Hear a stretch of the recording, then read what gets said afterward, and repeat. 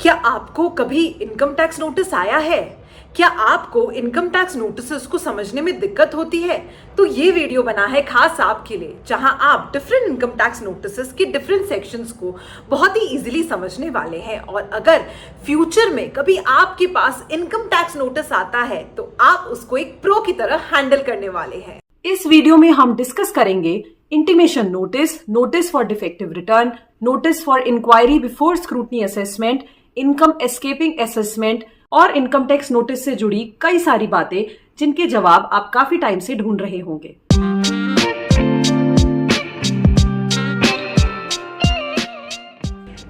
अगर देखें तो लोग अक्सर पैनिक मोड में चले जाते हैं when they receive tax notices, specially salaried individual.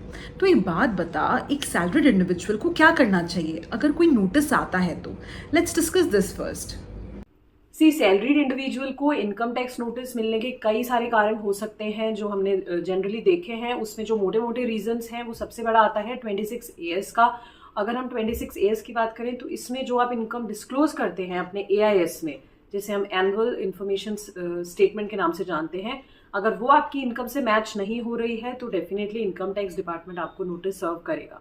साथ ही जो दूसरा बड़ा रीजन है वो ये है कि जैसे हम जो डिडक्शंस क्लेम करते हैं डिफरेंट सेक्शंस में, जैसे ATC में, ATC-CD एटसेट्रा में, तो वो क्लेम कर रहे हैं और वो इनकम के अकॉर्डिंग मैच नहीं हो रहा है, तो आप डेफिनेटली एक्सपेक्ट कर सकते हैं कि इनकम टैक्स डिपार्टमेंट आपको नोटिस जरूर सर्व करेगा। साथ ही इसके साथ एक बड़ा रीजन जो उभर के आता है वो हमें देखने को जनरली मिलता है कि अगर आपकी टैक्स लायबिलिटी बन रही है जो कि सिग्निफिकेंटली वेरी कर रही है on year two year basis, तो इनकम टैक्स डिपार्टमेंट आपको नोटिस सर्व करता है। तो अगर अपन देखें तो 5 या 6 सेक्शंस हैं जिसके तहत सैलरीड इंडिविजुअल को नोटिस मिल सकता है in case of any discrepancy. सबसे पहला सेक्शन 143(1) की बात करते हैं, जो कि है इंटीमेशन नोटिस। ये नोटिस एक समरी के साथ रीजंस और फील्ड्स बताता है कि certain part of taxable income को किस तरह से इंटरप्रेट करना चाहिए as per the department. But ये नोटिस क्यों और कब भेजा जाता है, जरा ये बताना।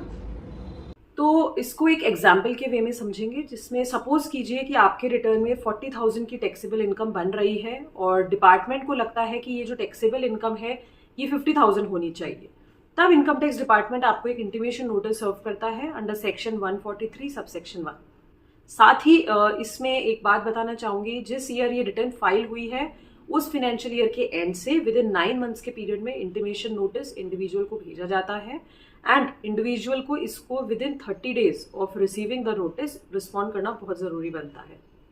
ओके, अब सेक्शन 139(9) पे आते हैं, जो कि डिफेक्टिव रिटर्न्स की बात करता है, जो कि कई सिचुएशंस में सर्व किया जाता है, जैसे कि टैक्स पेयर ने करेक्ट फॉर्म नहीं फिल किया हो। जैसा कि हम जानते हैं कि कई तरह के फॉर्म्स होते हैं लाइक ITR 1, 2। तो ये नोटिस कब भेजा जाता है डिपार्टमेंट की साइड से? देखो, अगर जब करेक्ट फॉर्म नहीं फिल हुआ है तब ये नोटिस सर्व होता है। साथ ही अगर रिटर्न कंप्लीटली वेरीफाइड नहीं हुई है, so as per the act, तो भी ये डिफेक्टिव रिटर्न की कैटेगरी में आ जाती है।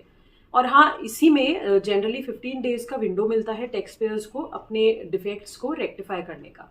बट यहाँ पे ध्यान देने वाली बात यह है कि रिटर्न भरने के टाइम रिवाइज करना टेक्निकली पॉसिबल नहीं है। बट अगर आपको नोटिस मिला है जो कि वेरिएशन प्रपोज कर रहा है टैक्स लाइबिलिटी में, तो आप बिल्कुल उन वेरिएशंस को एक्सेप्ट कर सकते हैं और अपना बैलेंस टैक्स लाइबिलिटी जो भी होता है वो भर सकते हैं। या फिर आप वो वेरिएशंस को डिनाई भी कर सकते हैं और अपने ऑब्जेक्शंस को भी फाइल कर सकते हैं डिपार्टमेंट को, ये बताते हुए कि वो टैक्सेबल इनकम का पार्ट क्यों नहीं हो सकता है। अब डिस्कस करते हैं बहुत ही कॉमन नोटिस जो कि गवर्न होता है under section 142 subsection 1, that is inquiry before scrutiny assessment.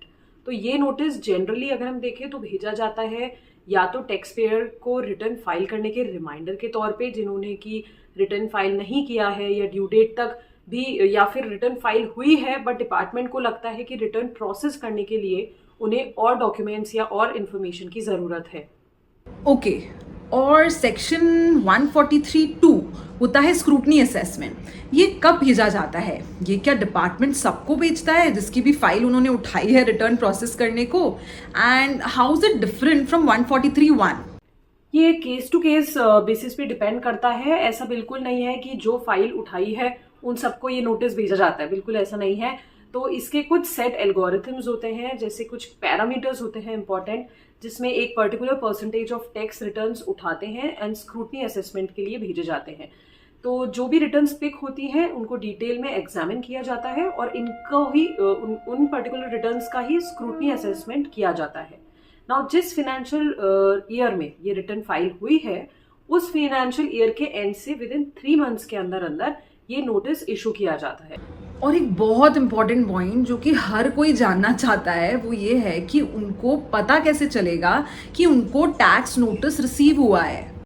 बहुत सिंपल है, आप इनकम टैक्स डिपार्टमेंट की वेबसाइट पे लॉगिन करके प्रोसीडिंग सेक्शन में दिख जाएगा आपको, और इसके साथ ही जब भी कोई नोटिस इशू होता है वो टैक्स पेयर के प्राइमरी ईमेल पे जरूर सेंड किया जाता है, जो कि बड़े इजीली चेक किया जा सकता है। इसके अलावा रजिस्टर्ड मोबाइल नंबर पे भी एक एसएमएस भेजा जाता है डिपार्टमेंट की साइड से, जिस टैक्स पेयर को नोटिस का इंटीमेशन मिलता है उससे। बाकी सेक्शंस डिस्कस करते हुए let's discuss another common section 148 जो बात करता है इनकम एस्केपिंग असेसमेंट के बारे में। साथ ही इसको स्पेशल सेक्शन भी कहा जाता है, जिसमें डिपार्टमेंट को लगता है कुछ इनकम एस्केप की गई है। और क्या इसकी भी कोई टाइम लिमिट होती है नोटिस इशुएंस का?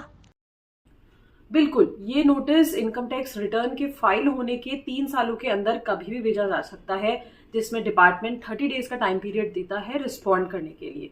इसमें ये time limit window up to 10 years तक एक्सटेंड की जा सकती है। अगर डिपार्टमेंट के according escaped income extends up to 50 lakh, तो ये इजीली आपको 10 साल तक एक्सटेंड की जा सकती है।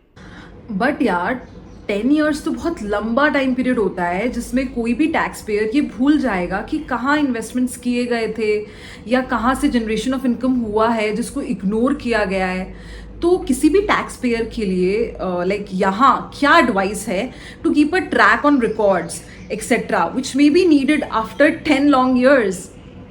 इसीलिए यहाँ टैक्स पेयर को एडवाइजेबल है कि हर टैक्सेबल इनकम को शो किया जाए, ताकि वो ऐसी सिचुएशन में लैंड ना करे कि कभी ऐसे नोटिस एक्सपेक्ट करे डिपार्टमेंट से। और साथ ही ये बहुत ज़रूरी है कि जो टैक्स पेयर है वो पैरेलली हर डॉक्यूमेंटेशन को मेंटेन करके ताकि वो अपने आप को एक ऐसी सिचुएशन आने से बचा सके। ओके, तो अब बात करते हैं सेक्शन 245 की, जो कि है adjustment of tax payable with the refund amount. ये नोटिस कब भेजा जाता है टैक्स पेयर को? सी बेसिकली ये नोटिस बात करता है जब भी कोई आउटस्टैंडिंग टैक्स डिमांड होती है फॉर प्रीवियस ईयर्स। इसमें टैक्स डिपार्टमेंट एडजस्ट करता है कोई प्रायर ईयर्स की tax demand against the tax refund of this year. So income tax department एक इंटीमेशन नोटिस भेजता है जब कोई एडजस्टमेंट करनी होती है अंडर सेक्शन 245। ओके, अब यहाँ एक सवाल आता है कि क्या ऐसा कभी पॉसिबल है कि डिपार्टमेंट ने बाय चांस किसी भी टैक्स पेयर को एक्स्ट्रा रिफंड इशू कर दिया हो? क्या ये पॉसिबल है? और अगर ये पॉसिबल है तो नेक्स्ट स्टेप क्या होना चाहिए किसी भी टैक्स पेयर का? तो यूजुअली ऐसी सिचुएशन अराइज नहीं होती है, हमको ऐसा जनरली देखने को नहीं मिलता है, बट कई बार कंफ्यूजन वहां अराइज होता है जहां टैक्स रिफंड मिला हो, उस पर इंटरेस्ट लग के अगर हम एक एग्जाम्पल के तौर पे समझे तो सपोज करें 10,000 का रिफंड आना था and the actual refund that has come is extra more than 10,000, which is nothing but the tax refund amount plus the interest amount. And generally income tax department never gives extra refund, and if rarely comes तो आपको it's better कि आप income tax department को inform अपने खुद से आगे बढ़ के कर देना चाहिए। तो इस वीडियो में हमने डिस्कस करी मेजर सेक्शंस जिसमें इनकम टैक्स डिपार्टमेंट हमें नोटिस सर्व कर सकता है। क्या आपको कभी इनकम टैक्स नोटिस आया है या आपके पास कभी ऐसा नोटिस आया है जो उसको आप समझ नहीं पाए हैं? तो हमें कमेंट सेक्शन में आप पूछ सकते हैं। और इस वीडियो को लाइक करें और ज़्यादा से ज़्यादा अपने फ्रेंड्स और कॉलिग्स को शेयर करें। और हाँ, अगर आप यहाँ पर पहली बार आए हैं तो सब्सक्राइब ज़रूर करें। Thank you.